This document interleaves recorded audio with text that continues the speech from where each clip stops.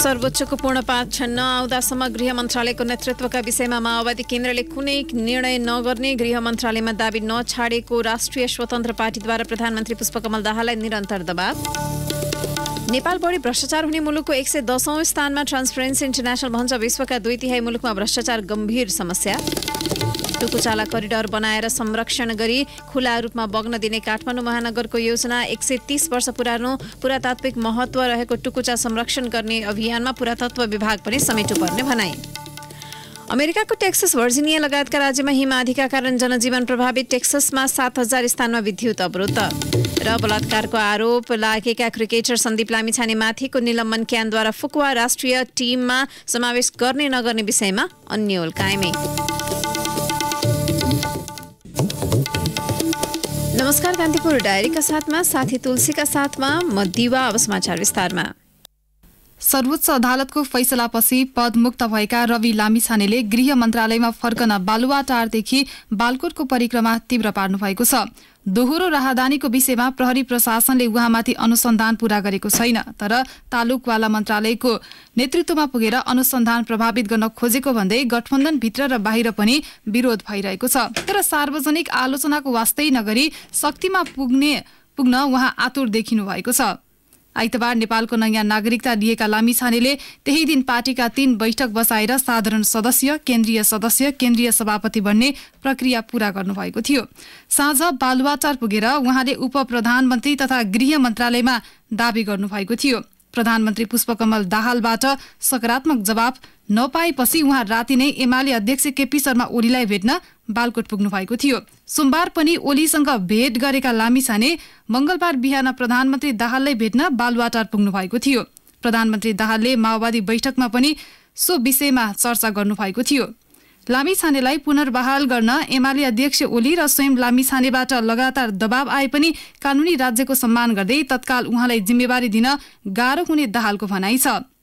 मंगलबार पार्टी बैठकपछि सञ्चारकर्मीसँग दाहालले भन्नुभयो, हामी सल्लाह गर्दैछौं, सकेसम्म इङ्गेज भइरहने, यो गठबन्धन नटुटोस् भन्ने मेरो प्रयास छ। अदालतको पूर्ण पाठ पनि कुर्नुपर्ने आवश्यकता छ भनेर धेरैको सुझाव मलाई छ।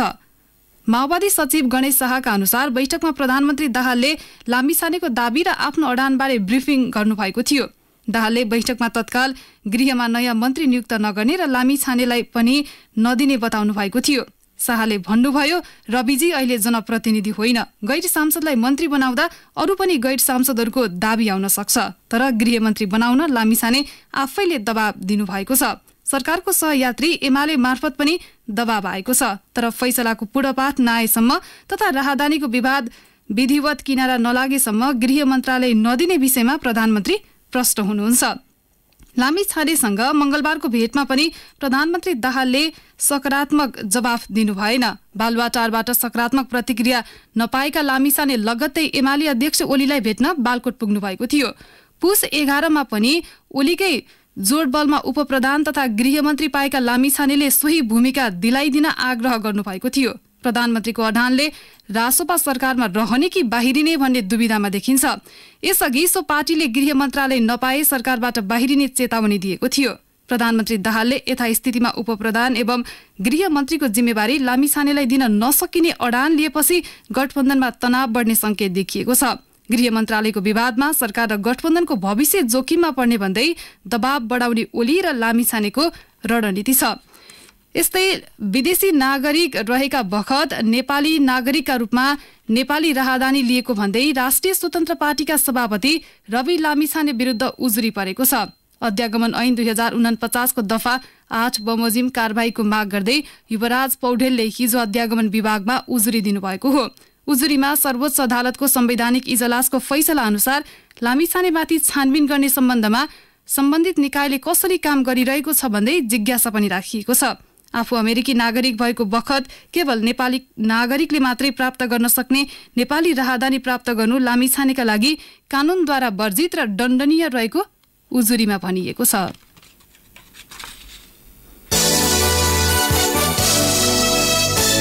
सत्तारूढ दल माओवादी केन्द्रले गृह मन्त्रालयलाई प्रतिष्ठाको विषय नबनाउन राष्ट्रिय स्वतन्त्र पार्टीलाई आग्रह गरेको छ। माओवादी केन्द्रको पदाधिकारी बैठकले राष्ट्रिय स्वतन्त्र पार्टीका सभापति रवि लामिछानेको विषयमा सर्वोच्च अदालतले आफ्नो पूर्ण पाठ जारी नगरेको अवस्थामा अहिले नै गृह मन्त्रालयको विषयलाई लिएर आन्तरिक द्वन्द्व आवश्यक नरहेको निष्कर्ष निकालेको हो। नागरिकता खारेजीमा परेसँगै लामिछानेको सांसद पद र उपप्रधान तथा गृह मन्त्रालयको जिम्मेवारी पनि खोसिएको थियो। पार्टी प्रवक्ता कृष्णबहादुर महराले सर्वोच्चको पूर्ण पाठ आएपछि मात्रै गृह मन्त्रालयको विषयमा छलफल हुने बताउनुभयो। उहाँले अहिले नै जिम्मेवारी कसलाई दिने भन्ने विषयमा कुनै निर्णय नभएको बताउनुभयो।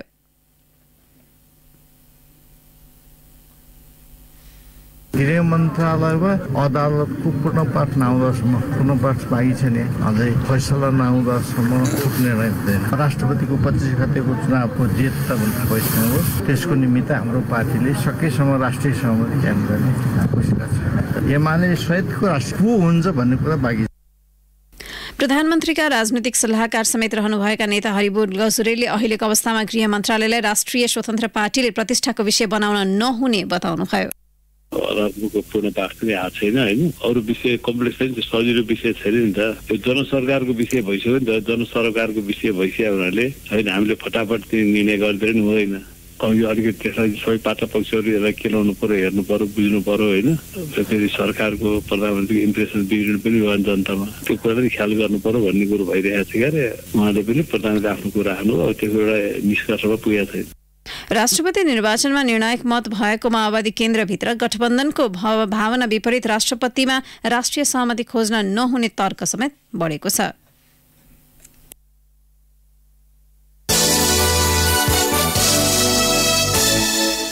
नेपाल भ्रष्टाचार हुने मुलुकको सूचीमा 110औं स्थानमा रहेको छ। ट्रान्सपरेन्सी इन्टरनेशनलले हिजो सार्वजनिक गरेको भ्रष्टाचार अवधारणा सूचकाङ्क अनुसार नेपाल 34 अङ्कका साथ 110औं स्थानमा छ। वर्ष 2022 को सूचकाङ्कमा डेनमार्क 90 अङ्क प्राप्त गरी सबैभन्दा कम भ्रष्टाचार हुने मुलुक भन्दा सोमालिया 12 अङ्क प्राप्त गरी सबैभन्दा बढी भ्रष्टाचार हुने मुलुकका रूपमा सूचीकृत भएको छ। सूचकाङ्कमा 100 अङ्कले अति स्वच्छ र 0 अङ्कले अति भ्रष्ट भन्ने जनाउँछ। 50 भन्दा कम अङ्क प्राप्त गर्ने राष्ट्र बढी भ्रष्टाचार हुने मुलुकका रूपमा गणना गरिन्छ। सो अनुसार नेपाल पनि बढी भ्रष्टाचार हुने मुलुकको रूपमा गनिएको छ। यस वर्षको औसत अङ्क 43 रहेको र विश्वका 2/3 मुलुकमा भ्रष्टाचार गम्भीर समस्याको रूपमा रहेको प्रतिवेदन ट्रान्सपरेन्सी इन्टरनेशनलले सार्वजनिक गरेको हो। भ्रष्टाचार अवधारणा सूचकाङ्क 2022 मा नेपालले 100 मा 34 अङ्क पाएको छ। गत वर्ष नेपालको अङ्क 33 हुँदा 117औं स्थान प्राप्त थियो। प्राप्त अङ्कमा केही सुधार भए तापनि नेपाल भ्रष्टाचार व्याप्त मुलुकहरूको श्रेणीमै छ। दक्षिण एसियाली राष्ट्रहरूमध्ये सबैभन्दा कम भ्रष्टाचार भुटानमा हुने पाइएको छ। उसले 68 अङ्क सहित 25औं स्थान हासिल गरेको छ। मालदिप्सले 40 अङ्क सहित 85औं, भारतले 40 अङ्क सहित 85औं, श्रीलङ्काले 36 अङ्क सहित 101औं स्थान प्राप्त गरेका छन्। नेपालभन्दा मुनि पाकिस्तानले 27 अङ्क सहित 140औं, बङ्गलादेशले 25 अङ्क सहित 147औं र अफगानिस्तानले 24 अङ्क सहित 150औं स्थान प्राप्त गरेका छन्। सन् 2022 मा विश्व bank, world economics forum, global insight, Bertelsmann foundation, world justice project र BDEM सहित 6वटा संस्थाद्वारा प्रकाशित सर्वेक्षणलाई भ्रष्टाचार अवधारणा सूचकाङ्कको आधार मानिएको छ। कान्तिपुर डायरीमा अब ब्रेकको पालो। ब्रेकपछि कान्तिपुर डायरीमा अब कान्तिपुर सविस्तार।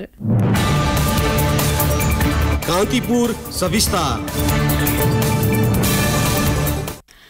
संघीय राजधानी काठमाडौँलाई प्राचीन शहरका रूपमा चिनिन्छ। यहाँको पुरातात्विक महत्व आफैमा एउटा गर्विलो विषय हो। काठमाडौँ महानगरपालिकाका मेयर बालिन शाहको निर्देशनमा महानगरले उत्खनन गर्न थालेपछि एकाएक चर्चामा आएको बागमतीको सहायक नदी टुकुचा पुरातात्विक महत्व रहेको निष्कर्षमा पुरातत्व विभाग पुगेको छ। टुकुचालाई मौलिक स्वरूपमा संरक्षण गर्नुपर्ने सुझाव पुरातत्व विभागले प्रतिवेदन मार्फत दिएको छ। 130 वर्ष पुरानो पुरातात्विक महत्व रहेको टुकुचा संरक्षण हुनुपर्ने आवाज उठिरहेका छन्। बागमतीको सहायक नदीको रूपमा रहेको टुकुचा खोला काठमाडौँ महानगरपालिकाका मेयर बालिन शाहको निर्देशनमा महानगरले उत्खनन गरेपछि एकाएक चर्चामा आयो। शहरभित्रको सो खोला संरक्षणका लागि भन्दै काठमाडौँ महानगरपालिकाले काम अघि बढाए पनि विवाद भएपछि रोकिएको छ। यही मेसोमा टुकुचा खोलामा निर्मित सुरुङ पुरातात्विक महत्त्वको रहेको निष्कर्ष निकाल्दै पुरातत्व विभागले मौलिक रूपमा संरक्षण गर्नुपर्ने बताएको छ। पुरातत्व विभागले गरेको अनुसन्धानका क्रममा हाल 6 किलोमिटर लम्बाइ रहेको टुकुचा सुरुङ 130 वर्ष पुरानो रहेको भन्दै मौलिक रूपमा संरक्षण गर्न सुझाव दिएको छ। ढल व्यवस्थापन र टुकुचालाई खुल्ला रूपमा बग्न दिने र खोला अतिक्रमण रोक्ने योजना रहेको भन्दै महानगरले टुकुचा उत्खनन अभियान अन्तर्गत विभिन्न ठाउँमा 15 फिट गहिरो खाल्टो खनेको थियो। काठमाडौँ महानगरपालिकाले टुकुचा माथि बनेका संरचनालाई अवैध भन्दै भत्काउने अभियान थालेपछि उच्च अदालत पाटनमा महानगर विरुद्ध मुद्दा समेत परेको थियो। टुकुचा माथि बनेका संरचना नभत्काउन काठमाडौँ महानगरलाई उच्च अदालतले अन्तर्कालीन आदेश समेत जारी गरिसकेको छ। काठमाडौँ महानगरका मेयरको अगुवाईमा टुकुचा उत्खनन गरेर 4 मिटर कायम गर्ने योजना बनेको थियो। महानगरले टुकुचा माथि 581 किताक जग्गामा घर तथा भवनहरू निर्माण भएको बताउँदै गत साउन 12 गते महानगरले 35 दिने सूचना जारी गर्दै टुकुचा माथि बनेका संरचना हटाउन अल्टिमेटम जारी गरेको थियो। महानगरको सो कदम विरुद्ध उच्च अदालतले अन्तर्कालीन आदेश जारी गरेपछि महानगरको योजना तुहिएको छ।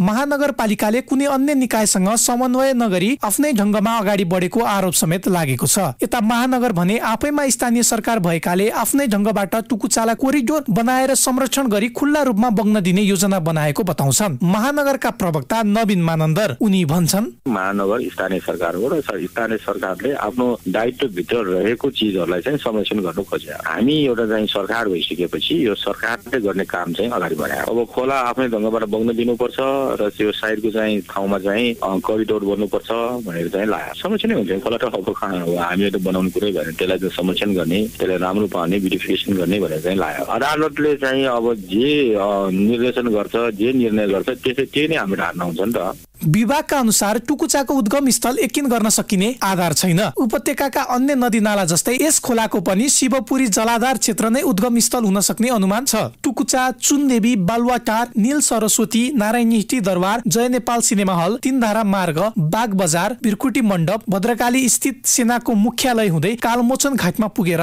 बागमती नदीमा मिसिन्छ। काठमाडौँका विभिन्न वडाहरूमा रहेका चुनदेवी मन्दिर, चुनदेवी परिसरको ईश्वरेश्वर कुवा, टुडाल देवी मन्दिर, नील सरस्वती, कमलादी गणेश, कालमोचन घाट स्थित मन्दिर टुकुचा खोलाको दायाँ बायाँमा रहेका महत्वपूर्ण सम्पदा हुन्। महानगरले उत्खनन गर्नु अघि टुकुचामा त्यति धेरै ध्यान गएको थिएन, तर टुकुचा ऐतिहासिक र पुरातात्विक महत्व बोकेको संरचना भएको नकार्न सकिँदैन। महानगरले टुकुचा संरक्षण गर्ने अभियानमा एकलौटी नभई पुरातत्व विभागलाई पनि समेटेर काम गर्नुपर्ने बताउँछन् पुरातत्वविद एवं पुरातत्व विभागका पूर्व महानिर्देशक कोष प्रसाद आचार्य। उनी भन्छन् महानगरपालिकालाई बेला मौकामा के पनि व्यवहार गरेको देखिन्छ भने हाम्रो स्वामित्वमा हो, हामीले जे गरेको हुन्छ भनेर घटनाहरू भएको छन्। पहिला त्यस्तो कसैले पनि गर्न हुँदैन। महानगरपालिकाको मात्रै कुरो होइन, कसैको पनि क्षेत्रमा भएका सम्पदाहरूको बारेमा मुलुकमा भएको कानुनले गरेको व्यवस्था जे छ त्यो व्यवस्था अनुसार आवश्यक पर्ने विज्ञहरूको सल्लाह लिएर सुझाव अनि अगाडि बढ्नुपर्ने हुन्छ। पुरातत्व विभागले गरेको अध्ययनका क्रममा टुकुचा सुरुङ प्रधानमन्त्री वीर शमशेरको पालामा निर्माण भएको खुल्न आएको छ। श्री 3 वीर अभिलेख अंकित इटा भेटिएको हुँदा सो संरचना कम्तीमा वीर शमशेरको पाला भन्दा अगाडि बनेको वा समकालीन भएको विभागको दाबी छ। तत्कालीन समयमा वीर शमशेरले हालको नारायणहिटी दरबारको दक्षिणमा लाल दरबार नामको विशाल दरबार निर्माण गरेको र सो दरबारको क्षेत्र टुकुचा पारीसम्म फैलिएको विभिन्न ऐतिहासिक कागजातहरूबाट खुल्न आएको छ। टुकुचाको दुवैतर्फ दरबार फैलिएको हुँदा सोही समयमा सो क्षेत्रमा इटाको टनेल बनाई टुकुचा खोलाको व्यवस्थापन गरेको देखिन आएको पुरातत्व विभागले निष्कर्ष निकालेको छ। सम्पदाको मालिक कोही नहुने भन्दै त्यसको संरक्षण गर्न सबैको भूमिका महत्वपूर्ण रहेको विभागका पूर्व महानिर्देशक आचार्यको तर्क छ। सम्पदाको जब कुरो गर्छौं नि, सम्पदाको मालिक कोही पनि हुँदैन कि, खालि त्यसको सहकर्ता, त्यसको व्यवस्थापनमा सहयोग गर्नको निम्ति कोअर्डिनेसन गर्ने हो। त्यस्तै चुना, सुकीको मोटार प्रयोग गरी संरचना बनाउने परम्पराको सुरुवात राणाकालमा भएकाले सो संरचना राणाकालीन हो भन्ने तथ्यमा थप बल पुग्ने विभागको भनाइ छ। खोलाको दुवैतर्फ मापाको गारोमा मास, सरेस, चुना, पिता र सुर्की जस्ता परम्परागत निर्माण सामग्रीबाट तयार पारिएको जोडाई सामग्री प्रयोग गरेर माथिपट्टि अर्धगोलाकार स्वरूपमा बनाइएको हुँदा टुकुचाको पुरातात्विक महत्व अझ बढिरहेको पुरातत्व विभागका सूचना अधिकारी रमेश राज पौडेलले बताए। पुरातत्व विभागको समन्वयमा महानगरपालिकाले मौलिक स्वरूपमा संरक्षण गरे त्यसमा हानि नोक्सानी नहुने पौडेलको तर्क छ। एउटा हिस्ट्रिकल 130 वर्ष अगाडिको कुरा छ हैन। अनि त्यहाँ पाइएको इँटाहरू, त्यहाँ पाइएको चाहिँ त्यसको त्यो आरको संरचना सबैभन्दा ठुलो कुरो त अब 130 वर्ष अगाडिको अनि त्यो श्रीवीर लेखेको इँटा नै पाइएको छ। मेन आधार त तिनै हुन्। अब त्यो संरचना हिस्ट्रिकल अनि भएको कारणले त्यसलाई चाहिँ कन्जर्भेसन गरिनुपर्छ भन्ने चाहिँ हाम्रो धारणा हो। जति पनि पुरातात्विक ऐतिहासिक विषयहरू छन् ती विषयहरूसँग सम्बन्धित काम चाहिँ पुरातत्व विभागको डोमेनमा पर्छन् कतिपय कुराहरू। त्यस कारणले सल्लाहमा सहकार्यमा गरियो भने ती कुराहरू कतिपय नष्ट हुने सम्भावना पनि कम रहन्छ। प्राचीन स्मारक संरक्षण ऐन 2013 अनुसार 100 वर्ष नागेका मौलिक स्वरूपमा रहेका कुनै पनि संरचना पुरातात्विक महत्त्वको हुन्छ। टुकुचाको भूमिगत संरचना कम्तीमा 130 वर्ष अघि राणाकालमा बन्नुका साथै इन्जिनियरिङ दृष्टिकोणले निकै महत्त्वपूर्ण मानिएको छ। यसलाई संरक्षण गर्नुपर्ने सुझाव पुरातत्व विभागले दिइसकेको छ। महानगर र विभागले एक अर्कासँग हातेमालो गर्दै पुरातात्विक संरचनाको संरक्षण गर्नुपर्ने मत प्रकट भइरहेका छन्। रेडियो कान्तिपुरका लागि मनिष अधिकारी। कान्तिपुर सविस्तार।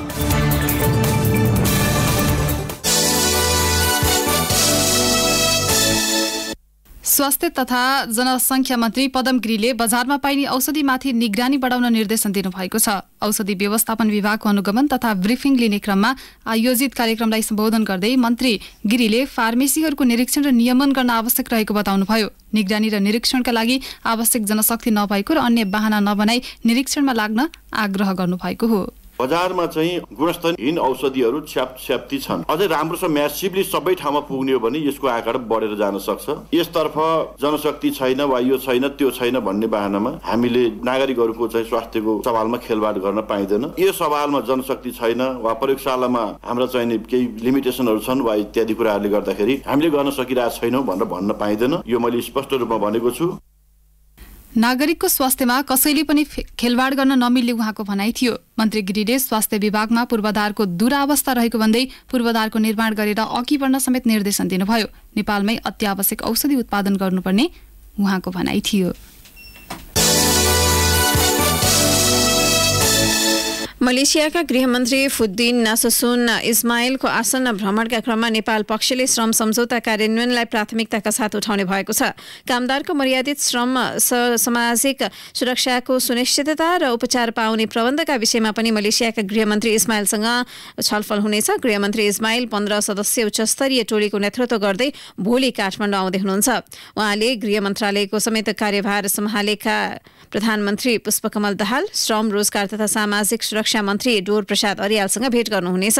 टोली शनिबार दिउँसो ढाका जाने कार्यक्रम छ। दुई मुलुकबीच श्रम सम्झौता भएपछि मलेसियाबाट पहिलो पटक उच्चस्तरीय भ्रमण हुन लागेको हो। त्यसैले यो भ्रमण सम्झौतामा केन्द्रित हुने भएको छ। भ्रमणका क्रममा मलेसिया सरकारले श्रम बजारमा आएको सुधारबारे जानकारी दिने तयारी छ। नेपालबाट कामदार पठाउने प्रक्रिया निकै लामो रहेको विषय पनि उसले राख्ने भएको छ। नेपालका तर्फबाट भने नेपाली कामदार शून्य लागतमा मलेसिया जान पाउने वातावरण सुनिश्चितता पहल गरिनेछ।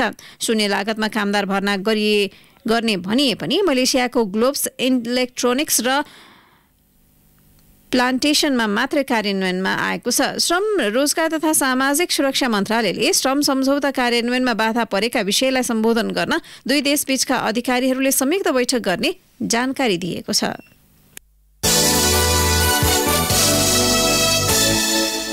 जग्गा प्राप्त नहुँदा रोकिएको मजगाउँ विमानस्थल निर्माण पुनः सुरु हुने भएको छ।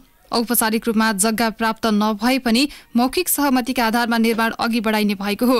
विमानस्थलको दक्षिणतर्फ शुक्लाफाटा राष्ट्रिय निकुञ्जसँगै जोडिएको रत्नवाटिका र निकुञ्ज सुरक्षार्थ खटिएको नेपाली सेनाको खेल मैदान रहेको जमिनको भोगाधिकार नपाउँदा निर्माण रोकिएको थियो। जेठ अन्तिममा सो क्षेत्रमा धावन मार्ग निर्माण गर्दा निकुञ्ज प्रशासनले निर्माण कम्पनीका एस्काभेटरदेखि कामदार समेत नियन्त्रणमा लिएको थियो। एस्काभेटर चालकमाथि निकुञ्जले मुद्दा नै चलाएको थियो। पछिल्लो समय जग्गा प्राप्तिको प्रक्रियासँगै काम गर्न दिने मौखिक सहमतिपछि निर्माण पुनः सुरु हुने तयारी गरिएको मजगाउँ विमानस्थलका आयोजना प्रमुख मिनराज ओझाले जानकारी दिनुभयो।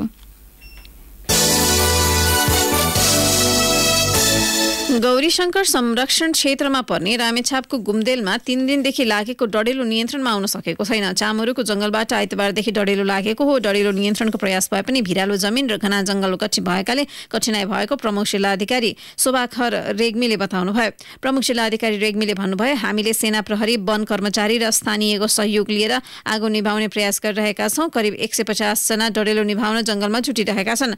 डडेलो लागेको स्थानमा बस्ती छैन, तर तत्काल निभाउन नसके सानो बाल्दिङ, चामरू र च्यादे कुडारमा पुग्न सक्ने स्थानीय रोकट बस्नेतले बताए।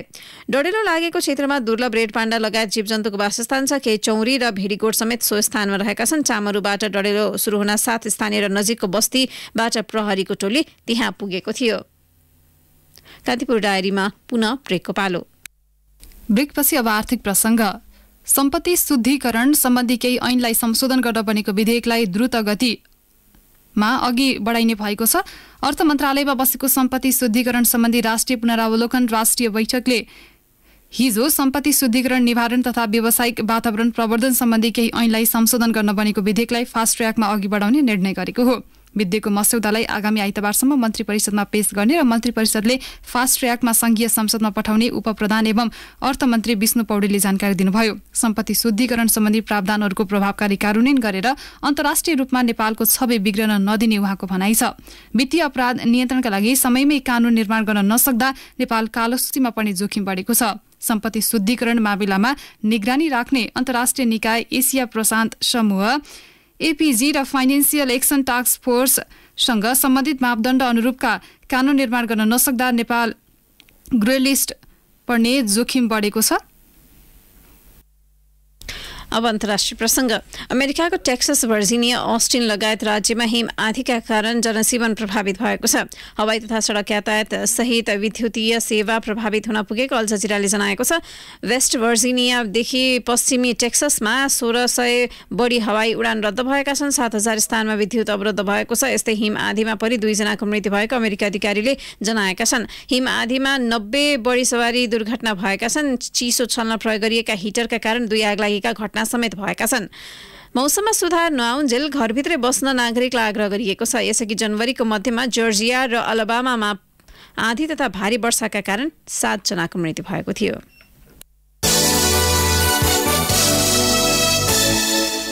अब खेल प्रसङ्ग।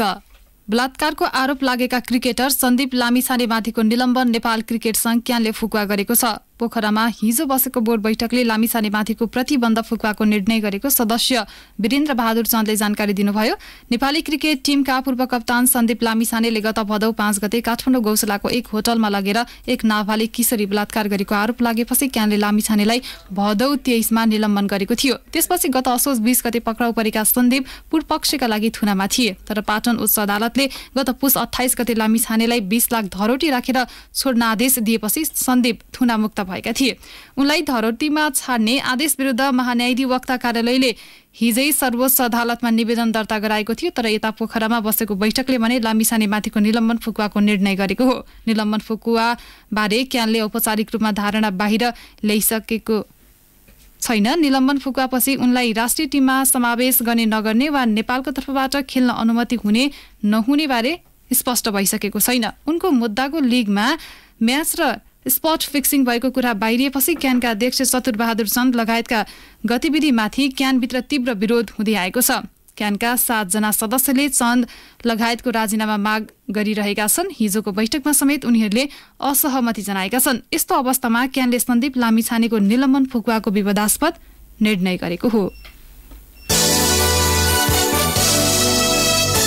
प्रदेश 1 बागमती र गण्डकी प्रदेशका पहाडी भूभागहरूमा आंशिक बदली रही हिमाली भूभागका केही स्थानमा हल्का हिमपातको सम्भावना रहेको जल तथा मौसम विज्ञान विभागले जनाएको छ। अन्य स्थानमा मौसम सामान्यतया सफा रहने विभागको भनाइ छ।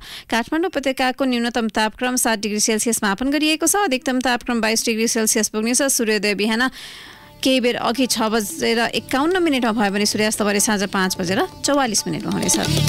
हवस् त यसका साथै कान्तिपुर डायरीको बुलेटिन यही सकिन्छ। साथी तुलसी र म दिवा बिदा माग्छौँ। नमस्कार।